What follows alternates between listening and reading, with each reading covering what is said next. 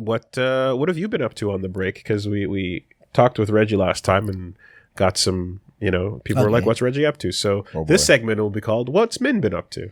All right. Well, I've been watching anime, reading manga, and playing video games. So which one should I talk about first?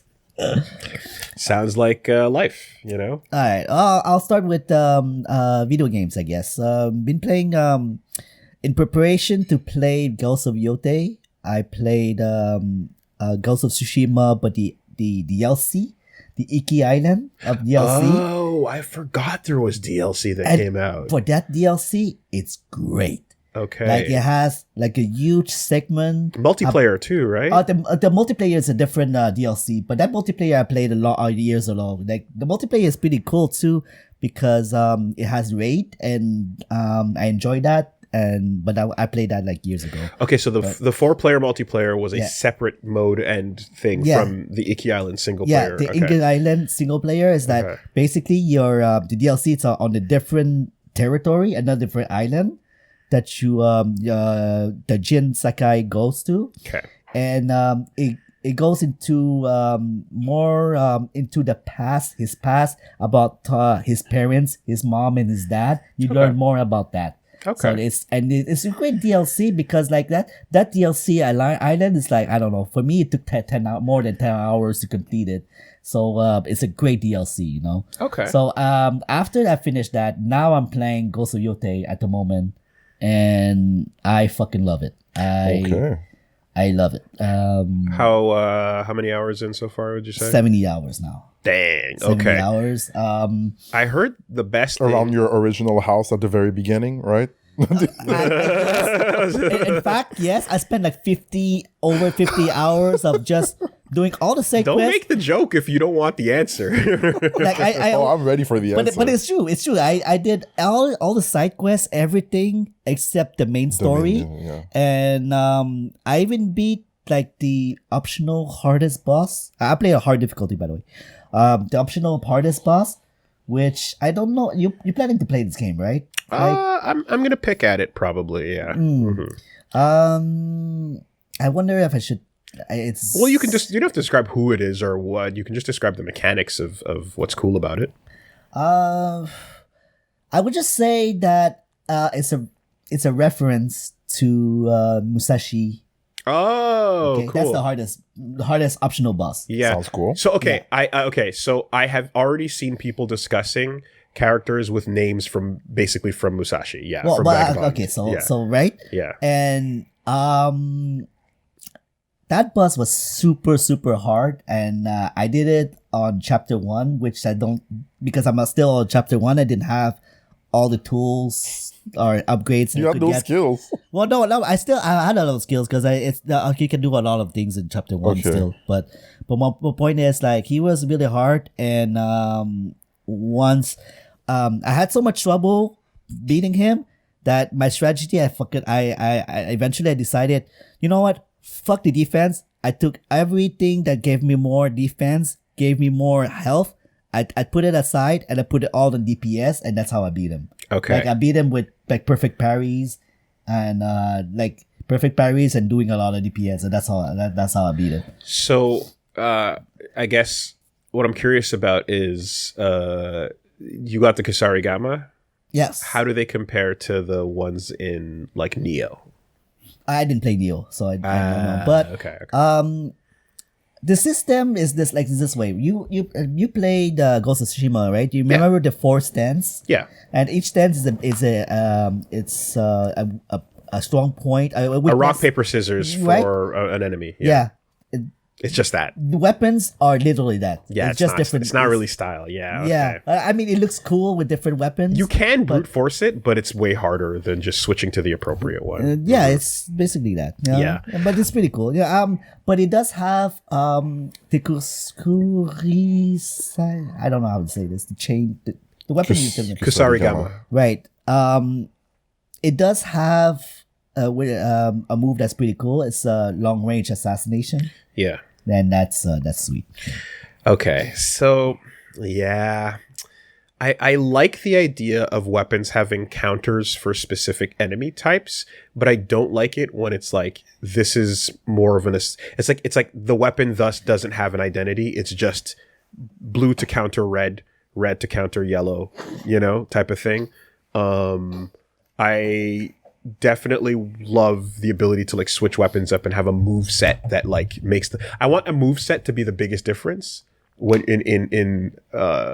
when you switch up a weapon, then for it to just be like, this counters this type of enemy or so, Well, they do have different move set, but if essentially the biggest like advantage to change weapon is really that using against the weak enemies. Weaknesses. God, no one's maybe one day I'll get that opportunity. I don't think so, but like the type of chain and sickle play I want to create in a character, or even in like a fighting game character or something, would be so sick, because there's so much you can do that people just don't do.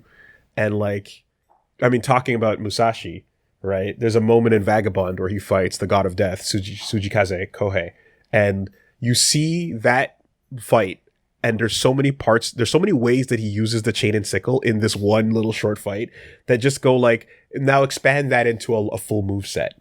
Think about all the things you could do. It's not just spinning and throwing out the blade. You've got the heavy part on the other end. You've got the defensive aspect. You've got both. You've got close range. You've got far range. You've got like stances that can do one or the other at wrapping around, like there's one of my favorite panels in all of Vagabond is like, there's a moment where, Musashi's fighting against the said Kusarigama user, and like, he kind of has a moment where he gets confused because he's like, wait, he's trying to track where the sickle is going, or the hammer rather. And then he loses sight of it. And then you turn the page and it's just the user holding the chain up like super high, and he tosses it way up and then whips it straight down, And I'm like, oh, he did a super, nice. Right? The startup of the super was tossing it in the air, and then it became a straight like blade almost that slashes into the ground massively, and anything on this x-axis is getting cut, And I'm like, shit like that is so cool to look at.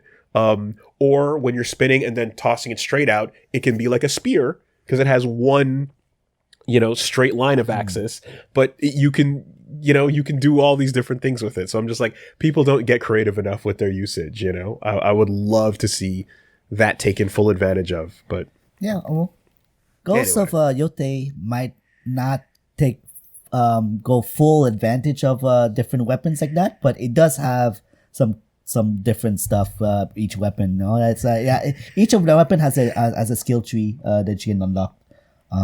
So I think it's pretty. It's. I think for you will be like, okay, that's cool, but not okay. That's super satisfying, Okay. Quick pause for a second. So I put on some noise suppression as well as unplugged some of those buzzing devices that I mentioned earlier. So you're getting 2 degrees of safety against the ringing that you guys were hearing last stream.